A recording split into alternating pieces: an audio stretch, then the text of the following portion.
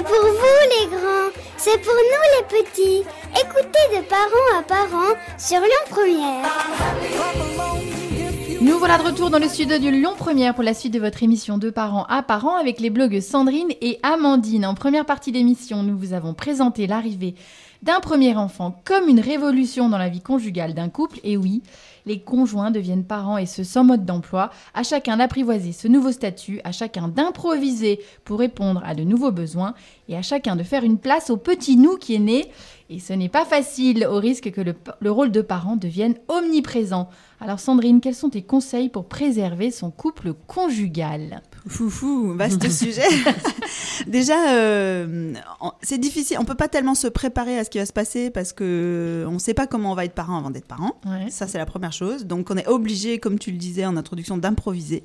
Ça, c'est un truc intéressant. Après, on dit souvent prendre du temps pour soi, prendre du temps pour le couple. Je pense que c'est assez vrai, même si c'est parfois difficile. Oui, parce que quand on a un boulot, quand on a oui. on a une famille avec des parents, etc., il faut faire de la place pour l'enfant, puis après, il faut revenir à soi. Donc, c'est pas facile. Oui. Moi, ce que je constate, tout à l'heure, Amandine disait 2 ans. Moi, je dis 3 ans en général. C'est-à-dire qu'avec les couples que j'accompagne... Encore un an. Avec les couples que j'accompagne, ce que je constate, c'est que souvent, les 3 premières années de l'enfant, c'est un peu la machine à laver essorage rapide, là. Je sais pas si vous voyez le truc. On a le temps de rien. Les enfants nous occupent 90% du temps quand on est ensemble. Et donc, c'est compliqué de se reconnecter à ce à quoi on a du plaisir ensemble, avec son conjoint. Ouais. Parce que passer du temps avec les enfants, alors si on fait une sortie, qu'on va faire une balade, ça va aller encore. Mais le quotidien...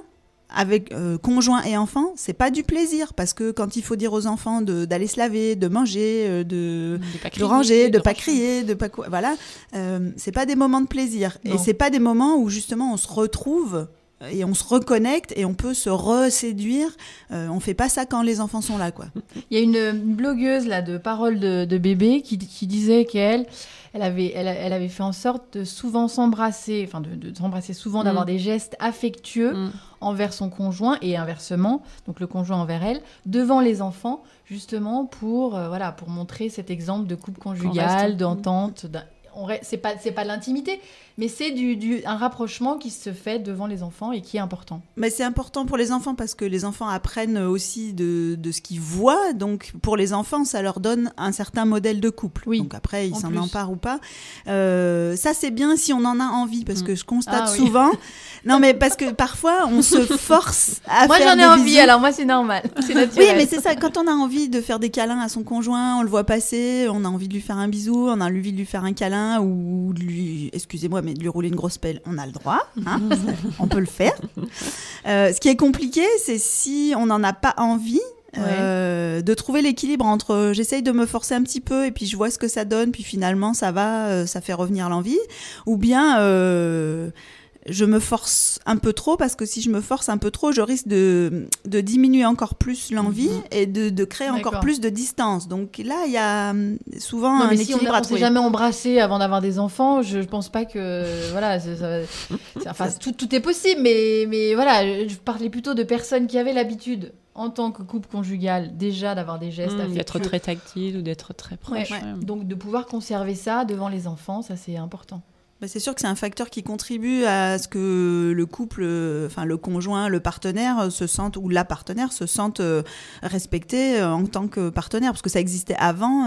Voilà, c'est rassurant quoi de se dire ça existe toujours là-dessus, on peut compter là-dessus. Quoi. Et alors Amandine, tu reviens d'une belle manifestation qui a eu lieu à Toulouse, les vendredis Intello, on en a déjà parlé dans cette émission. Oui.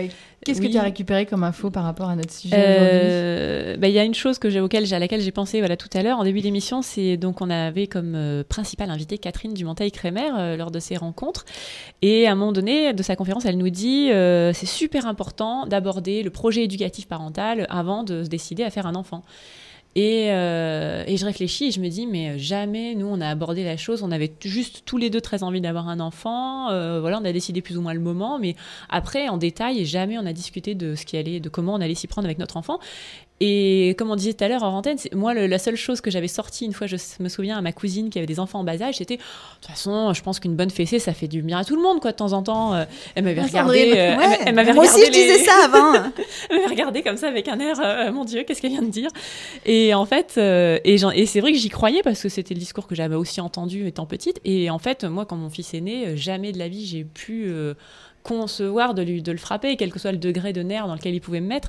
Et finalement, il se trouve que mon conjoint non plus, alors que lui, il se faisait les mêmes réflexions que moi en amont. D'accord. Et donc, vous êtes bien trouvés. On s'est bien trouvés. Et donc sans finalement, j'ai l'impression sans que le poser comme l'a dit voilà, que Catherine. sans le poser par écrit en disant alors viens, on va se faire les 10 règles, comment on va éduquer nos enfants. Pas du tout. En fait, il doit y avoir quelque chose quand on se choisit aussi. Ça doit pas être complètement anodin. Et puis il y a des valeurs communes. On se retrouve dans des situations de toute façon dans en tant que d'autres couple contextes. Et tu sens bien qu'il y a des valeurs communes. Donc finalement, elles peuvent se retrouver dans ce sujet-là.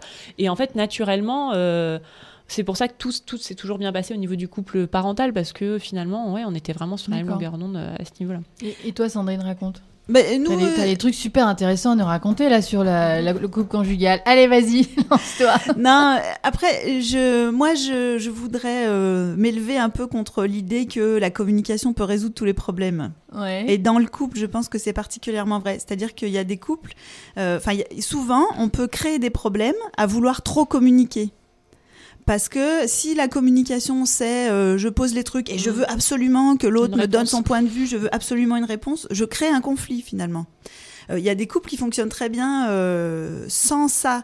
Enfin, nous, on en fait partie avec mon mari, mais c'est pas le modèle à suivre. Mais il y a des couples qui fonctionnent très bien sans ça. Milton Erickson le racontait très bien. Il disait quand on s'est mariés, ma femme est allée voir sa mère et elle lui a demandé comment est-ce que vous réglez vos conflits avec papa.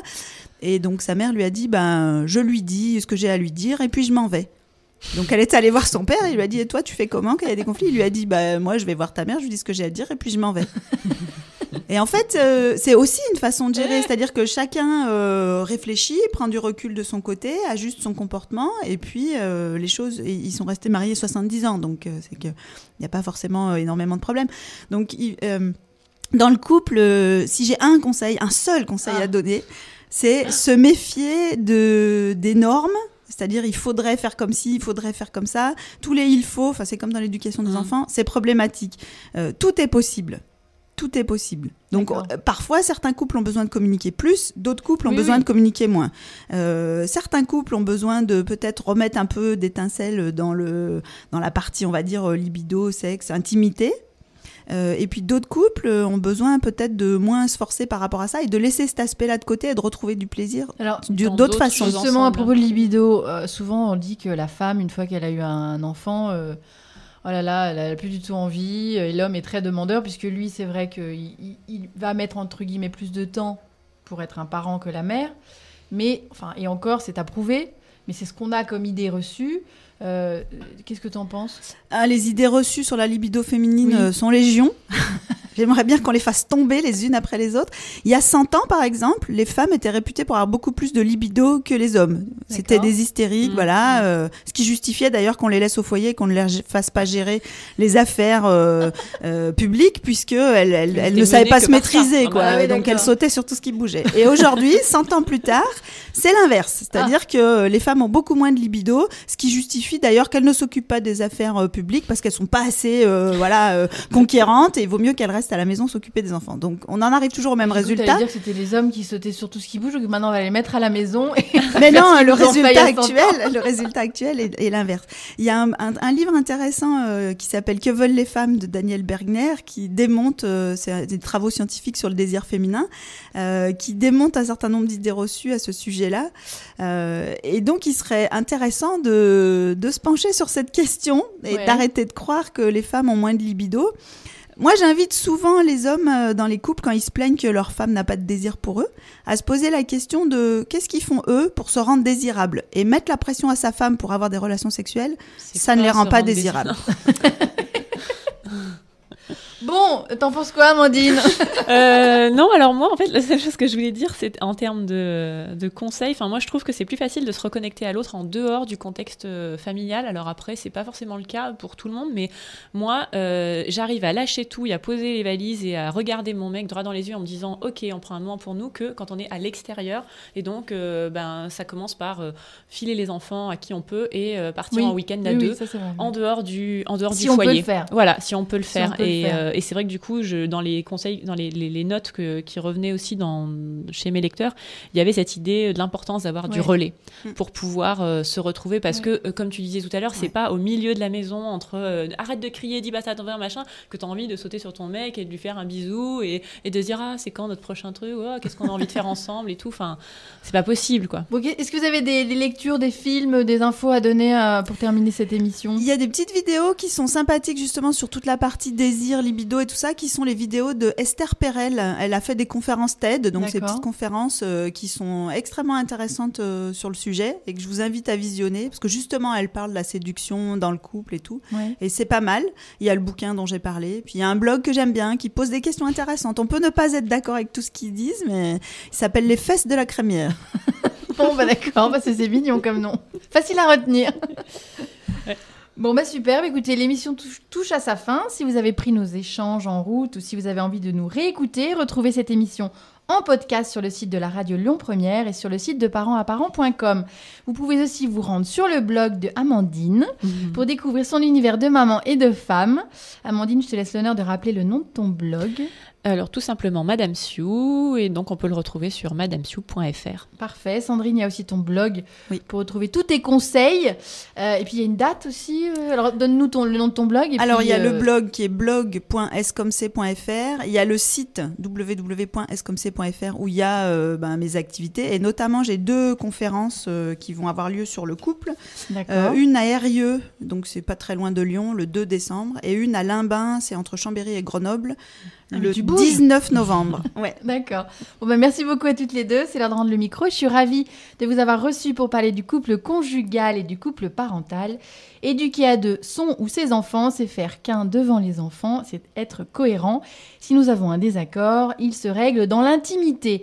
Sur ces belles paroles, chers auditeurs et chers internautes, nous vous quittons dans la bonne humeur et espérons que vous avez passé un très bon moment en notre compagnie. À la semaine prochaine sur les ondes de Lyon Première. Et n'oublions pas que le couple peut aussi devenir un couple grand-parental. Au revoir à tous. Au revoir. Au revoir. Retrouvez l'émission de Parents à Parents en podcast sur le site www.lyonpremière.com.